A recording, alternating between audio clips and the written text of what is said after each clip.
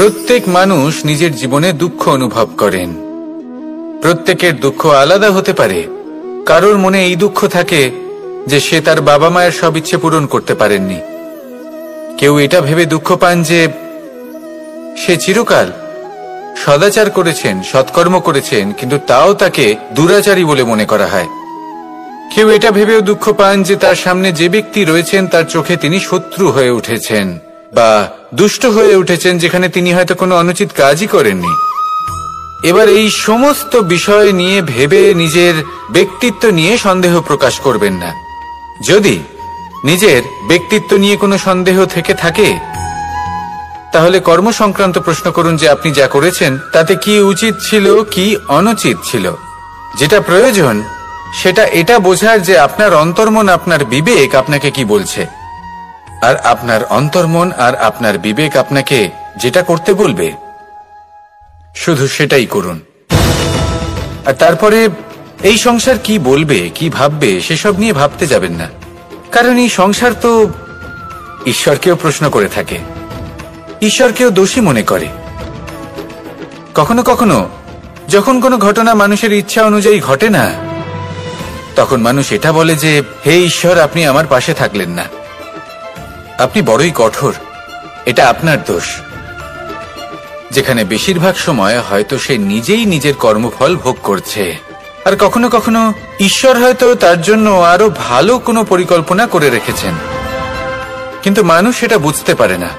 তাই দিনের শেষে যেটা প্রয়োজন সেটা হলো নিজের মনের কথা বুঝতে হবে। আপনার বিবেক কি বলছে শুধু সেটাই করুন, আর সামনে এগোতে থাকুন। আমার সাথে ভালোবেসে বলুন রাধা রাধা। সবাই বলেন যে জীবনে কাদের সঙ্গ লাভ করছি সেটা খুব গুরুত্বপূর্ণ। এক ঝুড়ি ফলের মধ্যে যদি একটা পচা ফল আপনি রেখে দেন, তাহলে আস্তে আস্তে সমস্ত ফল পচে যায়। সেই জন্য কথায় আছে যে কুসঙ্গ থেকে দূরে থাকো। কিন্তু কি করা যায়? এই সংসার খুবই ছোট। যেখানে আমরা কাজ করি, যেখানে আমরা থাকি, যে পথে আমরা আসা যাওয়া করে থাকি, যে পথে আমরা ভ্রমণ করি, সেখানে এমন অনেক সংখ্যক ব্যক্তি থাকেন যাকে দেখে আমরা মনে করি যে এদের থেকে দূরে থাকতে হবে। তখন আমরা কি করতে পারি? তাদের কি আমরা পরিত্যাগ করব? তাহলে এই সংসারে এমন অনেক মানুষ আছেন, তাহলে কি সংসারই পরিত্যাগ করব? না, সেই ফলের মতন হবেন না যারা একটি পচা ফলের উপস্থিতির জন্য নিজেরাও নষ্ট হয়ে যান। বরং হয়ে উঠুন চন্দন বৃক্ষের মতন, যেটা আসলে সাপেদের বাসস্থান, যেখানে অনেক সংখ্যক অত্যন্ত ভয়ানক বিষধর সাপ থাকে। তারপরেও এই চন্দন, সে কিন্তু নিজের শ্রেষ্ঠত্ব হারায় না, এর মূল্য কিন্তু সেই একই থাকে। মনে রাখবেন, এই সংসারে নিজের সঙ্গ বদলানোর পূর্বে নিজেকে বদলান। নিজেকে কিছুটা এমন ভাবে গড়ে তুলুন যে কেউ আসুক না কেন সে যেন আপনাকে বিভ্রান্ত বা দূষিত না করতে পারে। আসুন আমার সাথে ভালোবেসে বলুন রাধা রাধা। একটি সোনার মুদ্রা নিন, সেটা জলে ফেলে দিন, তারপর তুলে নিন, সেটা মাটিতে ফেলে দিন, আবার তুলে নিন, কাদায় ফেলে দিন, আবার তুলে নিয়ে হাতুড়ি দিয়ে তার উপর প্রহার করুন। তারপরেও সেই সোনার মুদ্রার মূল্য সেটাই থাকে যা আগে ছিল, তাই না? এটা হলো উদাহরণ সংসারের সেই প্রত্যেকটা জীবের জন্য, প্রত্যেকটা মানুষের জন্য। কখনো কখনো জীবনে সাফল্যের বদলে আমরা বিফলতা পাই। যতটা আশা করেছিলাম ততটা শ্রেষ্ঠ কর্ম করতে পারি না। কখনো বা আমরা ভুল করে ফেলি, কখনো আমরা অনুচিত কর্ম করে ফেলি, কখনো সংসার আমাদের বুঝতে পারে না। তার পরিণামস্বরূপ এই সংসার আমাদের নিন্দা করে, আমাদের উপেক্ষা করে, আমাদের বিষয়ে কটু কথা বলে, কখনো সামনাসামনি বা কখনো পেছনে। সংসার এমন একটা আচরণ করে যেন আমাদের সাথে কথা বলাটাই একটা বিশাল অপরাধ। এবার সেক্ষেত্রে কি করা উচিত? মনকে শান্ত করা উচিত। বেশিরভাগ ক্ষেত্রেই এমন সময় মানুষ এটা ভেবে বসে যে তার জীবনের কোনো মূল্যই নেই। তার মনে হয় যে সে এই সংসারে শুধু একটা বোঝার সমান। সে নিজেকে ঘৃণা করতে থাকে। ওর মনে হয় যে তার জীবন শূন্য, কিন্তু তা নয়। আপনি সোনার মুদ্রার মতো, যদি আপনার মধ্যে সেই গুণ থাকে, আপনি শ্রেষ্ঠ কর্ম করেন, আপনার মধ্যে সেই বিদ্যা থাকে, আপনি নিরন্তর প্রয়াস করেন, সৎকর্মের পথে এগোতে থাকেন, তাহলে আপনার নিজের যে মূল্য তৈরি হয় সেটা কোনো পরিস্থিতিতে কোনো ব্যক্তি আপনার থেকে কেড়ে নিতে পারবে না। শুধু নিজে ভেঙে পড়বেন না, এটা ভাবুন যে সম্মান আপনি হারিয়েছেন সেটা আপনি কিভাবে ফিরে পেতে পারেন, তার জন্য কি করতে হবে। যে ধন আপনি হারিয়েছেন সেটা পেতে হবে কিভাবে, তার জন্য কি কি করতে হবে। শান্ত মনে সবটা ভেবে দেখুন, সিদ্ধান্ত নিন এবং অগ্রসর হন। আপনি এই সংসারের কাছে তেমনই হয়ে উঠবেন যেমন আপনার কর্ম হবে। যদি তা শ্রেষ্ঠ হয় সবাই তাই ভাববে। আসুন আমার সাথে ভালোবেসে বলুন, রাধা রাধা। মানুষ জীবনে অনেক ধরনের সুখ লাভ করে, অর্থ সুখ, পরিবারের সুখ, বৈভবের সুখ। কিন্তু এমন একটা সুখ আছে যা বেশিরভাগ মানুষকে প্রভাবিত করে, কিন্তু সেই সুখ তাদের কোনো প্রয়োজনই নেই। সেটা হলো পরনিন্দা সুখ। অর্থাৎ এমন কোনো ব্যক্তিকে নিয়ে নিন্দা করা, তার প্রতি অনুচিত শব্দ প্রয়োগ করা, কারণ সেই ব্যক্তিকে আপনি পছন্দ করেন না। আর এমন অনেক মানুষ আছেন যারা এই কাজ করে খুব আনন্দ লাভ করেন, যেটা করা উচিত নয়। কারণ এতে আপনার সময়, আপনার ঊর্জা, আপনার নিজের অন্তরের ইতিবাচক শক্তি আপনি নষ্ট করে ফেলছেন। আর এই সব কিছুই আপনার প্রয়োজন আছে। যাদেরকে আপনার পছন্দ নয় সেই ব্যক্তির বিষয়ে কথাই বলবেন না। সেই সব ব্যক্তির দিকে মনোনিবেশ করুন যাদের আপনি ভালোবাসেন। সেই সব কাজে মন দিন যেগুলো আপনার ভালো লাগে। সেই বস্তুর দিকে নজর দিন যেগুলো আপনার প্রিয়, নিজের লক্ষ্যের দিকে, এই সব কিছুর দিকে নয়। এমনটা করলে আপনার জীবনে আপনি সেই সব বস্তুর দিকে নজর দিতে পারবেন যারা প্রকৃত অর্থে আপনার জীবন আরো শ্রেষ্ঠ করে তোলে। এমনটাই করুন, জীবন আরো অনেক বেশি সুন্দর হয়ে উঠবে। আর তখন এই মন প্রসন্ন হয়ে বলবে, রাধা রাধা। আজ আমরা আবার সাফল্য আর অসফলতার বিষয়ে কথা বলবো। সফল ব্যক্তি কে হয় এবং অসফল ব্যক্তি কে হয়, এই বিষয়ে আমরা আগে অনেকবার কথা বলেছি।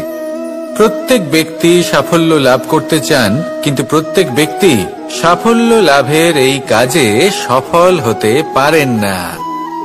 এবার এটা কেন হয়, এর পেছনে কারণটা কি? কারণ হলো ভয়। সফল ব্যক্তি হলেন তিনি যিনি নিজের সিদ্ধান্ত দ্বারা এই সমস্ত সংসারকে বদলে দিয়ে থাকেন, এবং অসফল ব্যক্তি হলেন তিনি যিনি এই সংসারকে দেখে এর বিষয়ে ভেবে নিজের সিদ্ধান্ত বদলে ফেলেন। প্রয়োজন হলো নিজের লক্ষ্যের বিষয়ে ভেবে দেখার, পথের বিষয়ে ভেবে দেখার। একবার যদি আপনি পথ নির্বাচন করে থাকেন, সেই পথে অগ্রসর হতে থাকুন আর তাতে অটল থাকুন। সবসময় দৃঢ় প্রতিজ্ঞ হন। আপনি যদি কোনো পথে টিকে থাকেন আর নিরন্তর পরিশ্রম করতে থাকেন, তবেই আপনার জীবনে সাফল্য আসবে। যদি কথায় কথায় লোকে কি ভাববে, লোকে কি বলবে, একথা ভেবে নিজের সিদ্ধান্ত পাল্টান, তাহলে কখনো নিজের লক্ষ্যে পৌঁছতে পারবেন না। আসুন আমার সাথে ভালোবেসে বলুন, রাধা রাধা। মানুষের 6টি বড় শত্রু রয়েছে, আর এরা অন্য কোথাও নয়, বরং মানুষের অন্তরেই বাস করে। এই 6টি শত্রু হল কাম, ক্রোধ, মোহ, লোভ, ঈর্ষা আর অহংকার। কিন্তু এরা কি চিরকাল আপনার শত্রু হিসেবেই থেকে যায়? এদেরকে নিজের বন্ধু করে তোলা কি সম্ভব নয়? ভেবে দেখুন না। এবার যদি কথা বলি কাম নিয়ে, অর্থাৎ কামনা করা, তাহলে মানুষ যদি জীবনে কামনা করতে থাকে তাহলে সন্তোষের অনুভূতি লাভ করতে পারে না। কিন্তু এই কামনাই মানুষের বন্ধু হয়ে উঠতে পারে। কিভাবে? ধরুন, যদি মানুষ ভাবে আমি আরো অনেক বেশি শ্রেষ্ঠ ব্যক্তি হয়ে উঠতে চাই, আর তার জন্য কর্ম করে, পরিশ্রম করে, তাহলে ভবিষ্যতে গিয়ে শ্রেষ্ঠ ব্যক্তি হয়ে উঠতে পারে কামনার কারণে। অর্থাৎ এই কামনাই ওর বন্ধু হয়ে ওঠে। কিন্তু ধরুন কোনো মানুষ যদি চায় সে শ্রেষ্ঠ ব্যক্তি হয়ে উঠবে, কিন্তু তার জন্য না কোনো কর্ম করছেন আর না কোনো পরিশ্রম করছেন, আর অধর্মের পথে চলতে শুরু করে দেন, তাহলে এই কামনাই তার শত্রু হয়ে উঠতে পারে। এবার যদি এই কামনাকে নিজের বন্ধু করে তুলতে হয়, তাহলে নিজের নির্বাচনে বিচক্ষণ হতে হবে, নিজের মস্তিষ্কের ওপর নিয়ন্ত্রণ রাখতে শিখতে হবে। সেটাই করুন আর আমার সাথে ভালোবেসে বলুন, রাধা রাধা। আজ আমরা মানুষের আরো একটি শত্রুর বিষয়ে কথা বলবো, যার নাম হলো লোভ। যে কোনো বস্তুকে অত্যাধিক লাভ করার যে বাসনা, যতটা লাভ করেছি ততটা যথেষ্ট নয়, আমার আরো চাই, আরো চাই, একেই বলে লোভ। এবার এই লোভ আপনার জীবনে শুভ না অশুভ, আপনার মিত্র নাকি আপনার শত্রু, সেটাও নির্ভর করছে আপনার ওপর। যেমন ধরুন কোনো ব্যক্তির অসম্ভব ধনের লোভ, সে সেটা অর্জন করছে আর সেটা সংগ্রহ করছে, আর সেটা লাভ করার জন্য সে অনৈতিক কাজ করছে। যদি এই সব হতে থাকে তাহলে লোভ কিন্তু আপনার পক্ষে অত্যন্ত ক্ষতিকারক।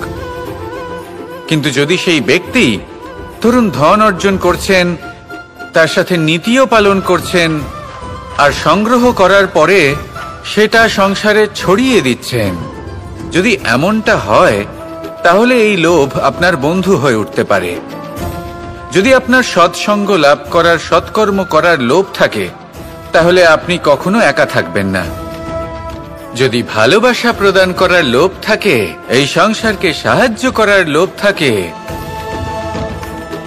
তাহলে এই লোভ যা সংসারের শত্রু, সেটা কিন্তু আপনার সাথে পরমাত্মার মিলন ঘটাতে পারে।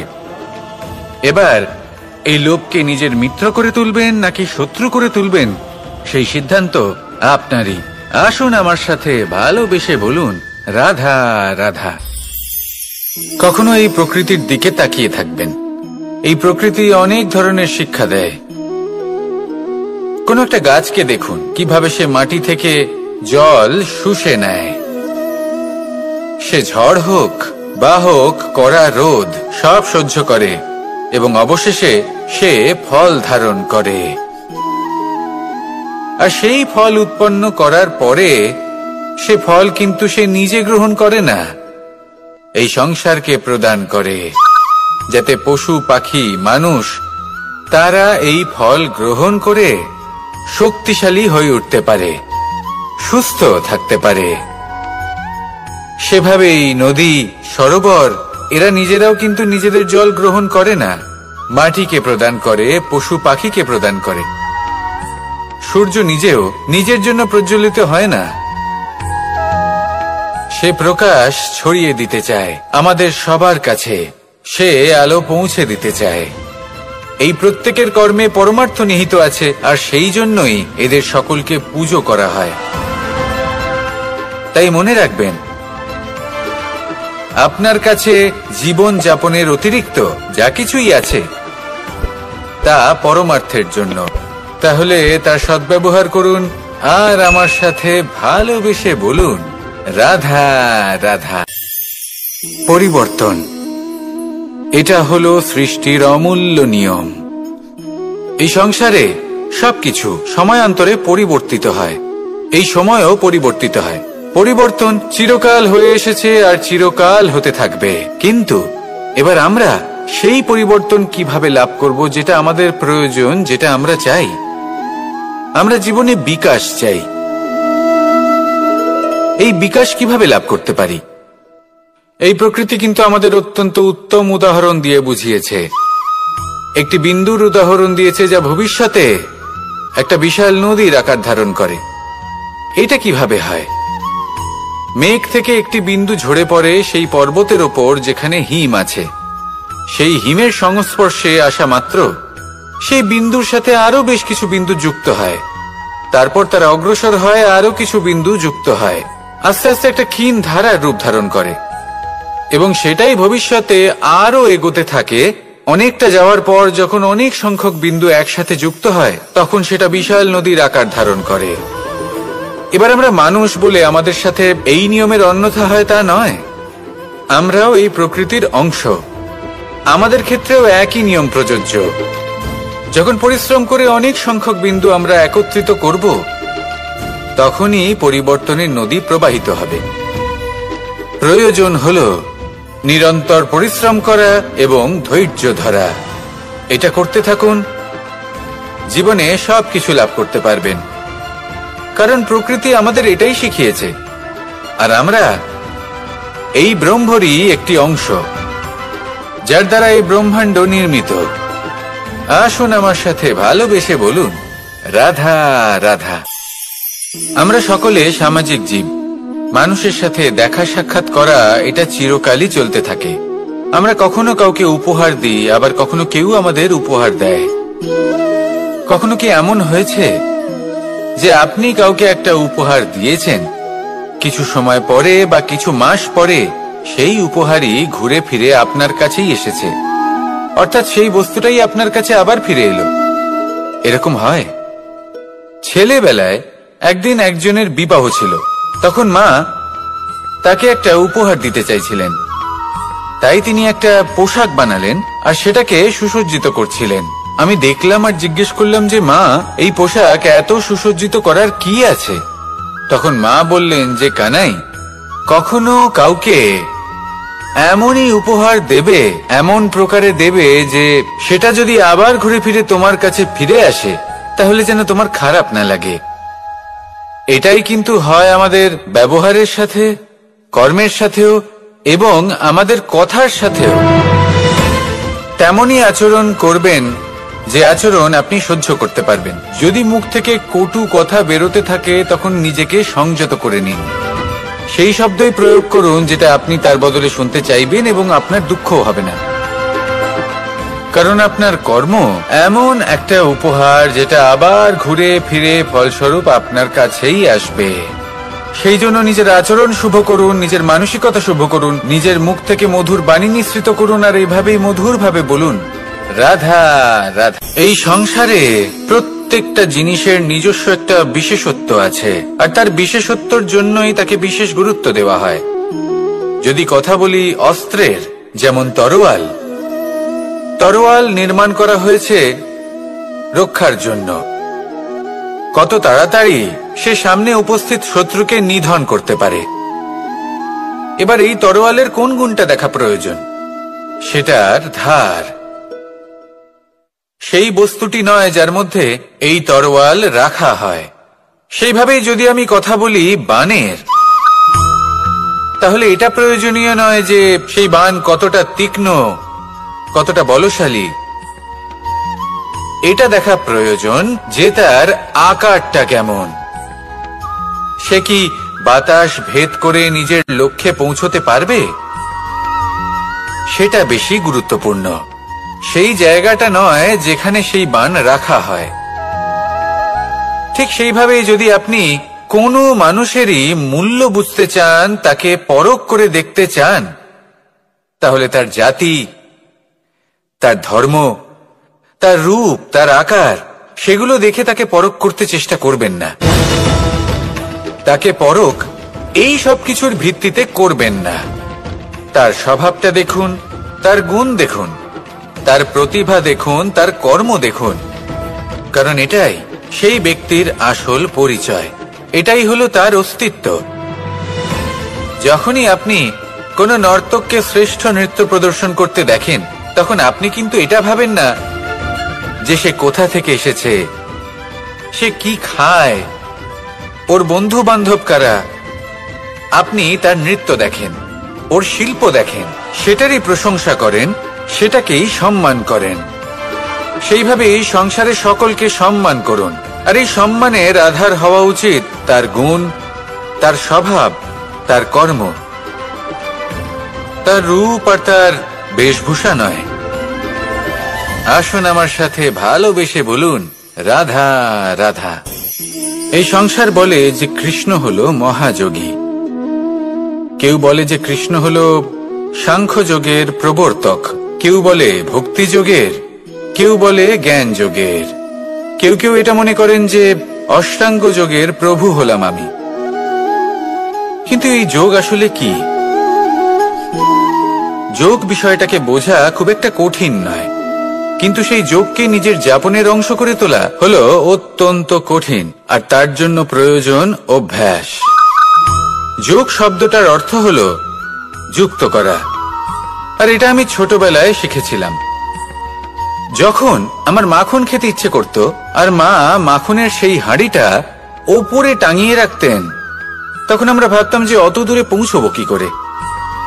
তখন আমরা যোগের বিষয়ে জানতে পারলাম, আর তখন জানতে পারলাম যে সবথেকে গুরুত্বপূর্ণ যোগ আসলে কি?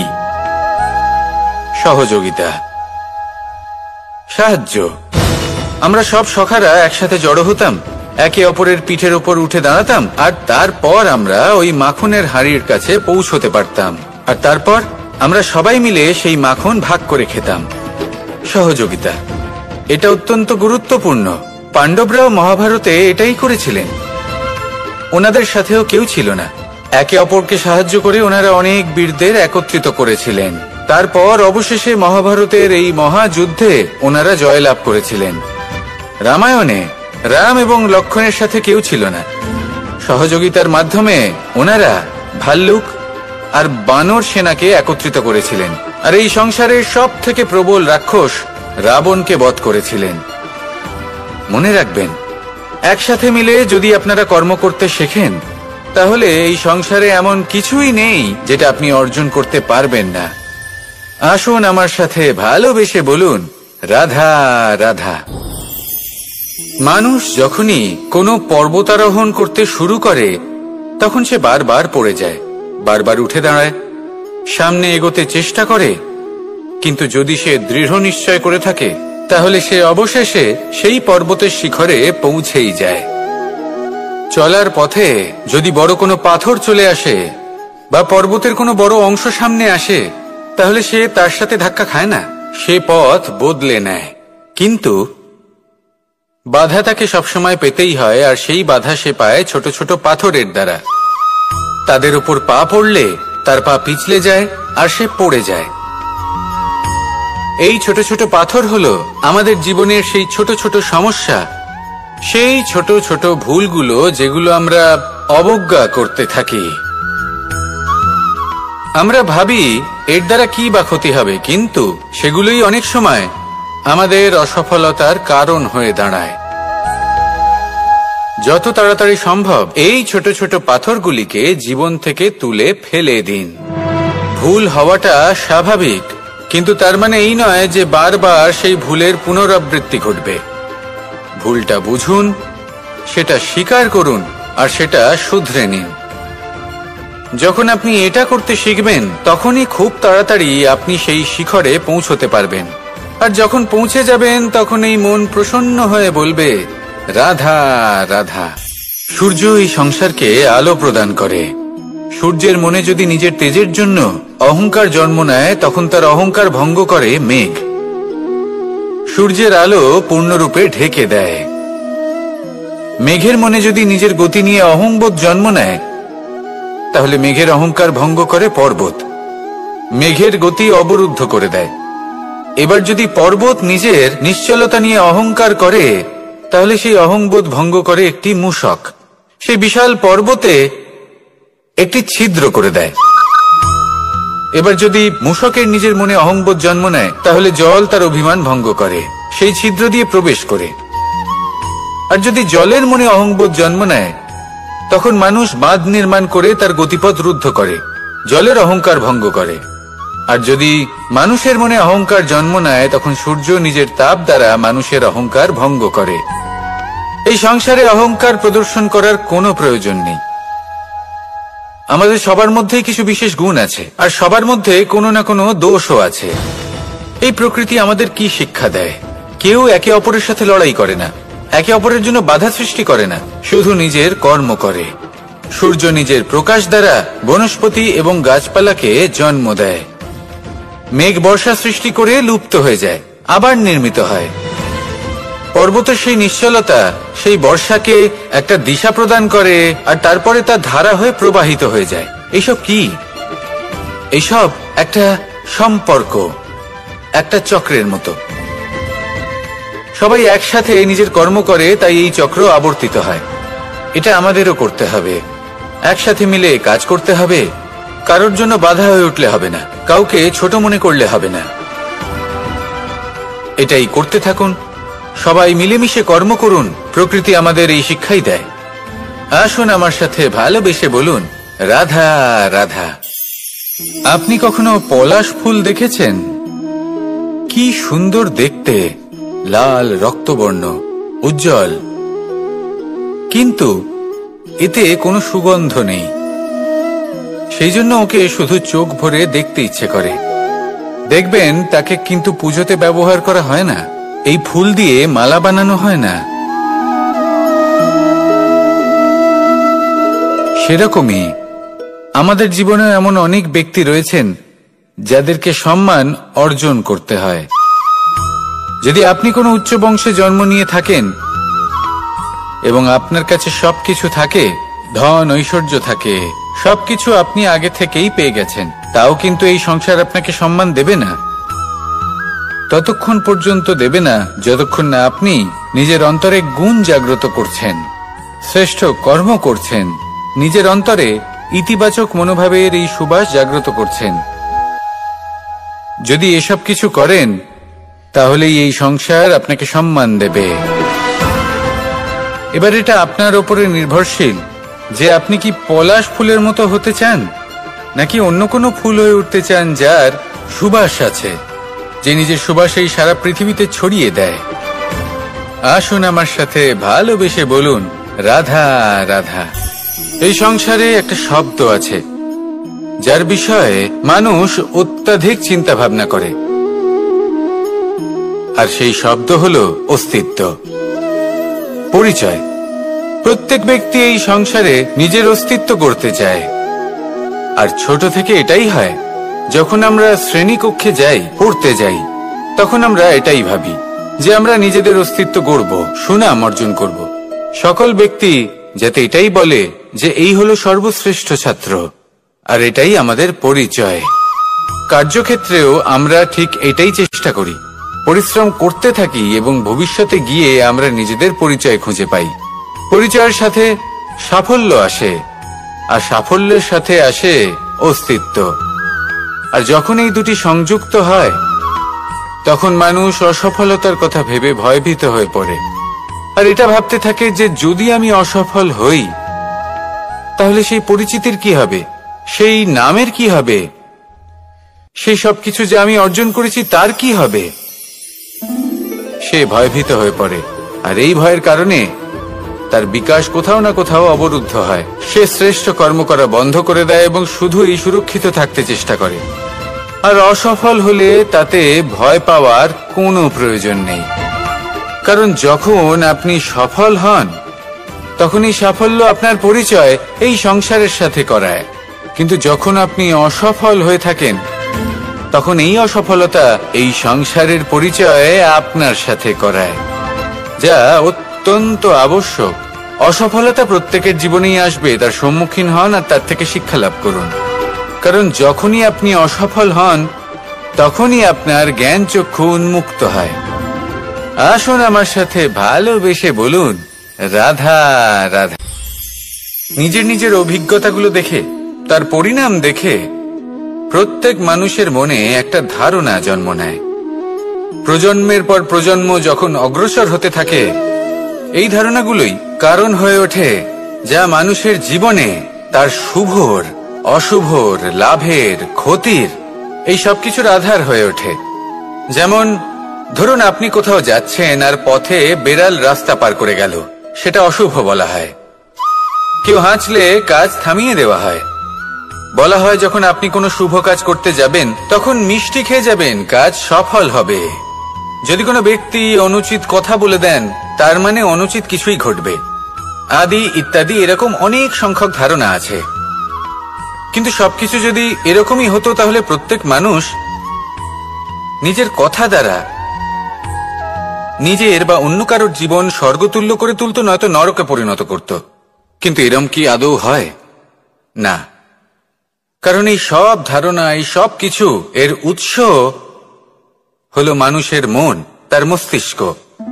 যখন আমরা কোনো বাক্য বা কোনো ধারণাকে একটু বেশি গুরুত্ব দিয়ে ফেলি, তার উপর একটু বেশি বিশ্বাস করে ফেলি, তখন যেটা হয়, তখন আমাদের এই ইচ্ছে শক্তি তার সঞ্চার হয় সেই বাক্যের মাধ্যমে, আর সেই জন্য সেই বাক্য আস্তে আস্তে ফলপ্রসূ হতে থাকে।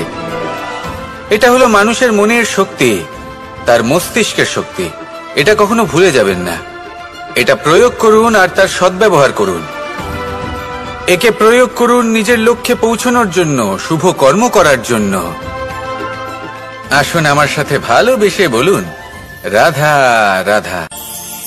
পাশা নামক এই খেলাটি আপনারা নিশ্চয়ই খেলেছেন। না খেলে থাকলে দেখেছেন, আর যদি দেখেও না থাকেন তাহলে নিশ্চিত রূপে শুনেছেন। মহাভারতের এই মহাযুদ্ধ কোথাও না কোথাও এই পাশা নামক খেলার কারণে হয়েছিল। পাশার এই বিচিত্র খেলা, দান, এইসবের কারণে কেউ নিজের মাথায় রাজ মুকুট পরিধান করেছিলেন, আবার সেখানে পরাজিত হওয়ার জন্য কাউকে বনবাস ভোগ করতে হয়েছিল। কিন্তু এই খেলা সমাপ্ত হওয়ার পরে সমস্ত ঘুঁটি আর এই পাশার ছক একই পুটলিতে স্থান পেল। এটাই হলো আমাদের জীবন। এই সংসারে আমরা জয় পরাজয়ের বিষয়ে এতটাই ভাবি, এত চিন্তা করি যে এই জীবনের খেলার আনন্দটাই উপভোগ করতে পারি না। আর অবশেষে কি হয়? কেউ জয়ী হন, কেউ পরাজিত হন, কিন্তু দুজনেই একই স্থানে পৌঁছে যান। প্রত্যেক ব্যক্তি মৃত্যুর পরে একটি নির্দিষ্ট স্থানেই পৌঁছতে বাধ্য, কিন্তু ততক্ষণ এই জীবন, এই খেলা, তার আনন্দ উপভোগ করুন। এই সংসারে সেই ব্যক্তি শ্রেষ্ঠ স্থানে পৌঁছতে পেরেছেন যিনি এই সংসারকে প্রকাশ প্রদান করেছেন, যিনি কখনো জয় পরাজয় এ বিষয়ে ভাবেননি, শুধু এই জীবনের খেলার আনন্দ উপভোগ করেছেন। এটাই আপনিও করুন আর আমার সাথে ভালোবেসে বলুন, রাধা রাধা। রামায়ণের একটা অত্যন্ত শ্রেষ্ঠ কাহিনী আছে যেটা খুব অমূল্য শিক্ষাদান করে। দশানন যখন ধরাশায়ী হলেন এবং মৃত্যুশয্যায় শুয়েছিলেন, ওনার শেষ নিঃশ্বাস ত্যাগের সময় শ্রীরাম লক্ষ্মণকে বললেন যে, হে লক্ষ্মণ, রাবণের কাছে যাও, ওখানে যাও, ওনার থেকে কিছু জ্ঞান অর্জন করে এসো। উনি হলেন মহাজ্ঞানী, আর ওনার থেকে জ্ঞান অর্জনের এটাই শ্রেষ্ঠ সুযোগ। লক্ষ্মণ প্রথমে মানতে চাইলেন না, কিন্তু শ্রীরাম বোঝানোর পরে লক্ষ্মণ ওনার কাছে গেলেন, রাবণের মাথার কাছে গেলেন আর বললেন, দাদা বলেছেন আপনার থেকে জ্ঞান অর্জন করতে। রাবণ কিছুই বললেন না। লক্ষ্মণ বললেন, আপনি তো দেখছি খুব অহংকারী, মৃত্যুশয্যায় শুয়ে আছেন, শেষ নিঃশ্বাস ত্যাগ করতে চলেছেন, আর তাও এত অহংকার। রাবণ বললেন, নিজের দাদা রামকে ডাকো। শ্রীরাম এলেন, রাবণের পায়ের কাছে এসে দাঁড়ালেন। উনি নিজের হাত জোড় করলেন আর বললেন, হে মহাপণ্ডিত রাবণ, আপনি হলেন মহাজ্ঞানী, দয়া করে আমাদের কিছু জ্ঞান প্রদান করুন। রাবণ বিনম্র চিত্তে ওনার কথা শুনলেন, খুব বিনম্র চিত্তে ক্ষমা প্রার্থনাও করলেন, আর এই সংসার একটি অত্যন্ত শ্রেষ্ঠ জ্ঞান লাভ করল। এর দ্বারা আমরা ঠিক কি শিক্ষা লাভ করি? রাম এবং লক্ষ্মণ দুজনেই ছিলেন তেজস্বী, দুজনেই ছিলেন শ্রেষ্ঠ, ছিলেন বীর, ছিলেন বলবান। কিন্তু শ্রীরামকে মর্যাদা পুরুষোত্তম বলা হয়ে থাকে, কারণ উনি বীর ছিলেন, সাহসী ছিলেন, তার সাথে একটি অত্যন্ত গুরুত্বপূর্ণ গুণ ছিল। সেই গুণ হলো বিনম্রতা। এটা খুবই শ্রেষ্ঠ একটা গুণ। যদি কেউ আপনাকে কটু কথা শোনায়, তাহলে উত্তরটা আপনি বিনম্রভাবেও দিতে পারেন। এই বিনম্রতা এমন এক আবেগ যেটা দেখে মনে হবে কোমল, কিন্তু এটা ততটাই প্রবল অস্ত্র। এমন একটা অস্ত্র যা সকলকে নিরস্ত্র করে দিতে পারে। যদি আপনি সাহসী হন এবং বিনম্র হন, তাহলে আপনি বিজয়ী হবেন। যদি আপনি জ্ঞানী হন এবং বিনম্র হন, তাহলে আপনি অবশ্যই মহাজ্ঞানী হয়ে উঠবেন। তাই নিজের মনে বিনম্রতা ধরে রাখুন আর ভালোবেসে বলুন, রাধা রাধা। কখনো আমরা কোনো হাটে যাই, কোনো বিশেষ বস্তু কেনার থাকে, ওখানে যাই, গিয়ে অন্য কারোর কথা শুনে অন্য কোনো বস্তু কিনে নিয়ে আসি। অদরকারি জিনিস কিনে ফেলি। তারপর ভাবি যে আমরা এরকম কেন করলাম, এটা আমরা ভুল করলাম, আমার এটা করা উচিত হয়নি, আদি ইত্যাদি। মানুষ যখন জীবনে এমনই সিদ্ধান্ত নিয়ে বসে, এমন নির্বাচন করে, তখন সেই সিদ্ধান্ত নিশ্চিত রূপে তার ভবিষ্যতের জন্য অত্যন্ত গুরুত্বপূর্ণ হয়। কিন্তু যদি আপনি কোনো অনুচিত চয়ন করে ফেলেন, তাহলে মন খারাপ করবেন না, সেই গ্লানিবোধ নিয়ে কষ্ট পাবেন না, সামনে অগ্রসর হতে থাকুন। কারণ এই অনুচিত নির্বাচন আপনাকে উচিতভাবে জীবনযাপনের পথ দেখাতে পারে। এবার যদি আমি আপনাকে বলি যে আপনি আগুনে হাত দিন, সেটা কি আপনি করবেন? করবেন না। কেন? কারণ জীবনে কোনো না কোনো দিন আপনি একটা ভুল নির্বাচন করে আগুনে হাত দিয়েছিলেন। তারপরে আপনি শিক্ষা পেয়েছিলেন যে আমি জীবনে আর কোনোদিন আগুনে আর কিছুতেই হাত দেব না। এই জীবনও ঠিক সেরকমই। জীবনের সেই সব অধ্যায়, সেই সব সময় যা ব্যর্থ হয়েছে, সেটা নিয়ে ভেবে সময় নষ্ট করবেন না। সেটা থেকে যে শিক্ষা পেয়েছেন সেটা মনে রাখুন, আর যে অধ্যায় বাকি রয়েছে, যে সময় বাকি রয়েছে, তাতে কিভাবে সফল হওয়া সম্ভব সেই বিষয়ে ভাবুন। আর আমার সাথে ভালোবেসে বলুন, রাধা রাধা। একটি নৌকা বিশাল একটি সাগরে ভেসে চলে, কখনো যাত্রীদের বা কখনো বিশাল বস্তুকে নিজের সাথে বহন করে নিয়ে চলে, এক স্থান থেকে অন্য স্থানে পৌঁছে দেয়। এই নৌকা কখনো সাগরে আটকে পড়ে বা কখনো ডুবে যেতেও পারে, কিন্তু এই নৌকা তখন ডুবে যায় না যখন এর আশেপাশে অধিক মাত্রায় জল থাকে। এটা তখন ডুবে যায় যখন ও নিজের আশেপাশের থাকা জলকে নিজের ভেতরে প্রবেশ করতে দেয়। যখন আস্তে আস্তে এই জল প্রবেশ করতে থাকে, নৌকা ভারী হতে থাকে আর আস্তে আস্তে ডুবে যায়। এটা আমাদের কাছে একটা শিক্ষা। হতেই পারে আমাদের এই সংসারে, আমাদের জীবনে আশেপাশে অনেক বেশি মাত্রায় নেতিবাচক শক্তি থাকবে, ঈর্ষা থাকবে, বিদ্বেষ, ঘৃণা বা ভয় থাকবে, কিন্তু মনের এই নৌকা শুধু তখনই ডুববে যখন আপনি এই নেতিবাচক শক্তিকে নিজের ভেতরে প্রবেশ করতে দেবেন। মনে রাখবেন, এই নেতিবাচক শক্তিকে কখনো নিজের মনে প্রবেশ করতে দেবেন না। প্রবেশ করলেও তাহলে যেন সে সেখানে কোনো স্থান না পায়। শুধু এই বিষয়টা খেয়াল রাখলে আপনার মনের এই নৌকা জীবনের এই সাগরে সব সময় ভেসে থাকবে, আর এই মন প্রসন্ন হয়ে বলবে, রাধা রাধা। আমরা আমাদের জীবনের লক্ষ্য প্রাপ্ত করার জন্য কি না করে থাকি। আমরা ভাবনা চিন্তা করে থাকি, কত জ্ঞান অর্জন করে থাকি, তারপরে আমরা পরিকল্পনা করি আর প্রচেষ্টা করি। এবার প্রথম চেষ্টাতেই সাফল্য লাভ করব সেটা নাও হতে পারে, বরং ইতিহাস সাক্ষী যে প্রথমবার প্রচেষ্টা করে সাফল্য লাভ করার সম্ভাবনা অত্যন্ত কম। আর যে কোনো সফল ব্যক্তিকে দেখুন, আপনি বুঝবেন সেই ব্যক্তি বারবার প্রচেষ্টা করে, চেষ্টা করা থামায় না, তবেই সেই ব্যক্তি একদিন সাফল্য লাভ করেন। সেই জন্য আপনিও প্রচেষ্টা করা কখনো বন্ধ করবেন না, করতেই থাকুন। যখন আপনি প্রথমবার প্রচেষ্টা করেন তখন আপনি একা থাকেন, কিন্তু যখন আপনি দ্বিতীয়বার প্রচেষ্টা করেন তখন আপনার সাথে কিছু বিগত প্রচেষ্টার অভিজ্ঞতা থাকে। চেষ্টা করতে থাকুন, সাফল্য আপনার কাছে আসতেই চলেছে। আসুন আমার সাথে ভালোবেসে বলুন, রাধা রাধা। আপনারা সবাই একটা গাছের পাতাকে দেখুন, যতক্ষণ পর্যন্ত গাছের সাথে মানে গাছের ডালের সাথে জুড়ে থাকে সে সবুজ থাকে, বাতাসের সাথে সে নড়তে থাকে। যতক্ষণ পর্যন্ত ও সূর্য থেকে পাওয়া রশ্মির শক্তি গাছে পৌঁছে দেয় ততক্ষণ ও ডালের সাথে যুক্ত থাকে, কিন্তু যখন সেই পাতা শুকিয়ে যায় তখন তার কোনো গুরুত্ব থাকে না। সেই পাতা গাছের ডালে এবং বৃক্ষের কাছে বোঝা হয়ে থেকে যায়, এবং এমন এক সময় আসে যখন সেই ডালটি শুকনো সেই পাতাকে পরিত্যাগ করে। এটাই আমরা এই প্রকৃতিতে দেখি এবং এটাই হলো সত্য। আর এটাই আমাদের জীবনে খুব বড় একটা শিক্ষা। যদি আপনিও নিজের জীবনে নিজের আপনজনদের কাছে বোঝা স্বরূপ হয়ে দাঁড়ান, তাহলে তারা আপনাকে যতই ভালোবাসুক না কেন, ওনারা যদি নাও চান তাহলেও এমন এক দিন আসবে যখন আপনার আপনজন আপনাকে পরিত্যাগ করবে। সেই জন্য সবসময় আত্মনির্ভর হয়ে ওঠার চেষ্টা করুন, নিরন্তর পরিশ্রম করতে থাকুন, কারোর ওপর বোঝা হয়ে থাকবেন না, বরং তার সাথে মিলে দায়িত্ব পালন করুন।